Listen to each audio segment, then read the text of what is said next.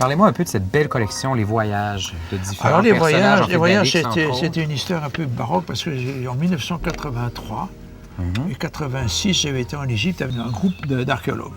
D'accord. Et puis, ils me disaient tous comme ça, oui, mais vous parlez tout le temps de peinture, mais ça, on ne les voit pas, ça n'existe pas. Parce que les gens avaient du mal à concevoir que des temples anciens pouvaient être colorés. Je dis, mais si tout était peint. Alors, il y a un jour, en revenant d'une expédition dans les tombes de la vallée des rois, il y a un monsieur qui m'a dit, mais écoutez, on va chercher des livres ce soir pour étayer ce que vous dites. Je dis, vous n'avez rien trouvé, il n'y a rien. Mais si, on a fait le tour de Luxor et là, on n'a rien trouvé. Puis il m'a dit, mais pourquoi vous ne le faites pas, vous? Je dis, pouf, une histoire de fou, ça. Un autre projet. Oh là là, une histoire de fou. Puis en revenant en avion, je dis, tiens, je vais en faire un. Maintenant, on en est à 40. 40 voyages. On a 40. Livres de voyage avec une thématique. J'ai tiré, encore une fois, comme l'expression que j'emploie, j'ai tiré un maillon la chaîne qui est venue. C'est-à-dire les voyages, on a fait un Égypte, 2 Égyptes, un Rome, une Grèce, 2 Grèces, puis c'est parti, quoi. Puis là, il y a la demande, il y a les gens qui me proposent des idées, etc. Il y a des sujets. Et alors c'est parti maintenant. Vous suivez un peu la vague, vous marchez un peu comme ça, vous arrivez avec une idée. Mais c'est-à-dire que non, mais je crois que ce que je veux dire, que j'ai tiré un maillon à la chaîne qui vient, maintenant la chaîne continue, la chaîne continue. Parce que la demande est là. Parce que ça intéresse beaucoup de gens.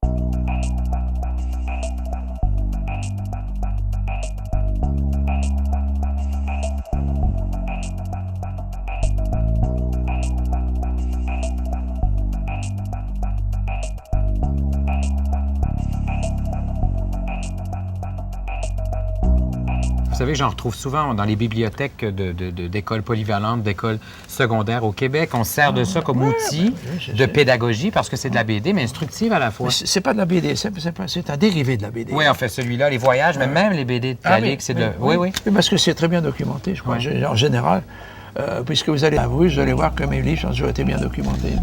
Hein? J'ai jamais fait de bouquin, de livre sans une forte documentation.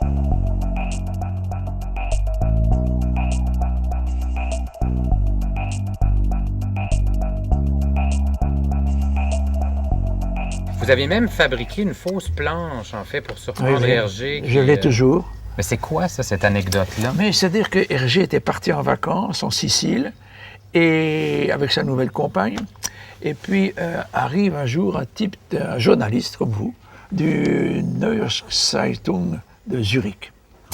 Et alors, il dit, voilà, je viens prendre des photos ici pour le nouveau album Tintin. Et il n'y avait rien du tout. Rien. Alors, on s'est dit, qu'est-ce qu'on va faire?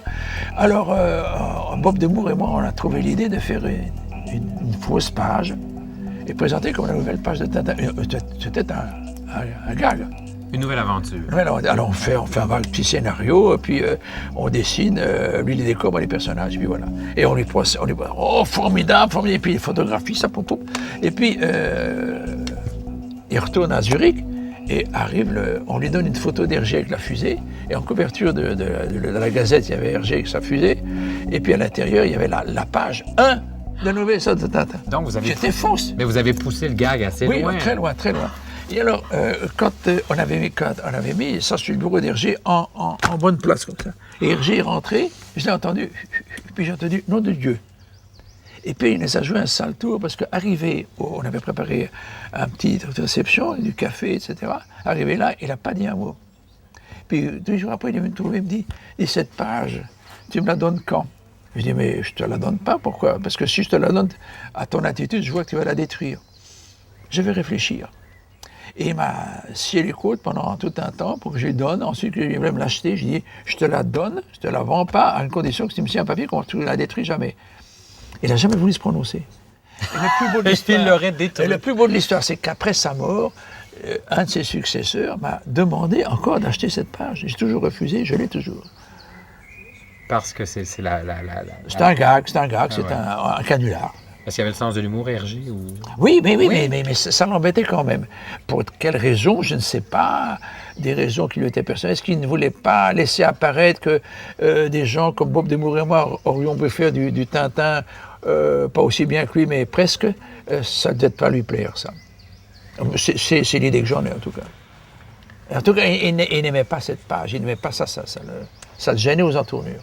Mais c'est marrant parce que moi, j'ai la démarche exactement inverse. Moi, si j'ai un dessinateur qui fait du Alix ou du Lefranc très bien, je suis très, très content. Mais lui, pas. Et c'est pour ça que ça va se poursuivre. Voilà. Merci encore de votre accueil. Je vous en prie. Plein de souvenirs, on aime ça. Vous avez plein d'anecdotes. Merci, M. Martin. Je vous en prie.